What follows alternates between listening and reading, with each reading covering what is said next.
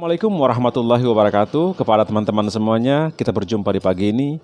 Kita membahas salah satu berita isu saat ini, sebagaimana pemerintah akan memperlakukan PPN 12% per tanggal 1 Januari 2025.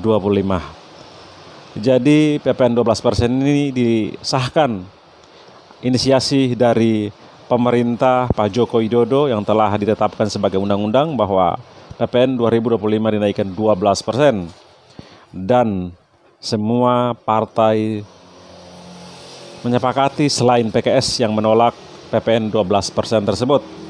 Namun saat ini sebagaimana kita ketahui, PDIP yang saat itu menyetujui PPN 12% tersebut, tetapi saat ini mereka melempar atau tidak mau bertanggung jawab dengan PPN 12% ini. Seakan-akan mereka sampaikan bahwa itu adalah inisiasi dari pemerintah Pak Joko Widodo itu sendiri. Tapi tidak terlepas bahwa PDIP ini bagian dalam pemerintah dan sebagai partai pemenang di Pilpres 2019, dan mereka berada atau mereka lebih banyak berada dalam kabinet Pak Joko Widodo waktu itu. Namun saat ini mereka seakan-akan membelah rakyat kecil dan menolak PPN 12%, sehingga yang bertanggung jawab terhadap PPN 12% ini adalah Partai Gerindra itu sendiri. Karena Partai Gerindra ini adalah sebagai partai pemenang dan harus menjalankan sesuatu yang telah diputuskan dijadikan undang-undang dari masa pemerintahan sebelumnya.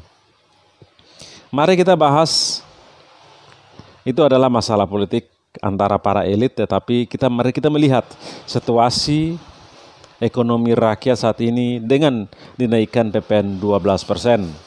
Karena kita melihat sendiri sangat berpengaruh, walaupun 11% cuma 1%, tetapi sangat berpengaruh terhadap ekonomi rakyat itu sendiri. Apakah Indonesia baik-baik saja ekonominya, rakyat kecilnya? Apakah kita pertanyakan, apakah lapangan pekerjaan, apakah pengangguran semakin menurun atau semakin meningkat? Kita bisa melihat secara realitas bahwasanya masalah pengangguran, masalah lapangan pekerjaan sangat sulit, dan itu sangat minim. Dan pendapatan pun, bosku, tidak sesuai dengan pengeluaran, khususnya di kalangan bawah. Karena PPN 12% ini sangat berpengaruh terhadap sendi-sendi kehidupan kita, sehingga bisa menjadi suatu persoalan yang menjadi persoalan meluas di Republik ini. Karena namanya pajak ini, ya teman-teman semuanya, pemerintah bekerja dan sesuai data pendapatan Indonesia atau APBN, ya, yaitu 70-75% adalah pajak. Jadi negara ini bekerja untuk menjalankan semua program dan kebijakan, membiayai semua kebijakan pemerintah. Itu pendapatan dari pajak itu dari rakyat, ya, 70-75%. Sedangkan pendapatan dari non pajak itu sekitar 15-20%. Dan non pajak ini otomatis, sebagaimana kita kembali bahwa Indonesia ini memiliki sumber daya alam yang banyak, ya, tambang, batu bara, nikel, macam-macam penghasilan bumi yang ada di Republik ini begitu banyak. Tetapi hasilnya kemana, ya teman-temanku? Yang katanya Indonesia kaya dengan sumber daya alamnya, mana? Kenapa pendapatan non pajak itu sangat kecil untuk masuk ke negara?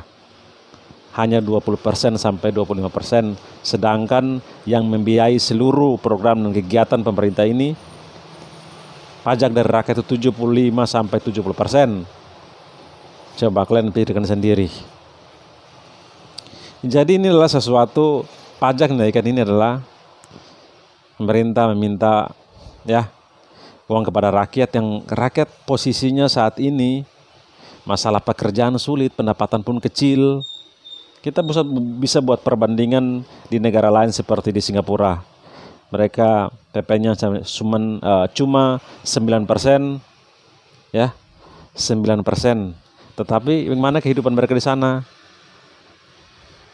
Pendapatannya tinggi, Ya, kita Indonesia untuk kalangan bawah cukup ngeri dan sangat memperhatinkan bagaimana kita mempajak orang yang saat itu mereka belum siap secara ekonomi sendiri, hidup masih susah, dipajakin.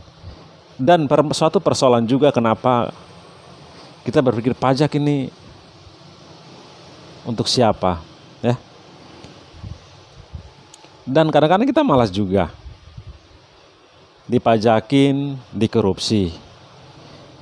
Jadi kalau pemerintah mau perlakukan pajak ini, benahi dulu masalah korupsi, tindak tegas masalah korupsi, karena salah satu faktor yang menyebabkan Indonesia ini menjadi lemah dan sepertinya korupsi itu, dan salah satu indeks tertinggi korupsi di dunia adalah salah satu juga Indonesia, dan di Asia adalah Indonesia, Asia Tenggara. Indonesia. Jadi kalau pemerintah menaikkan 12% ini, benahi dulu.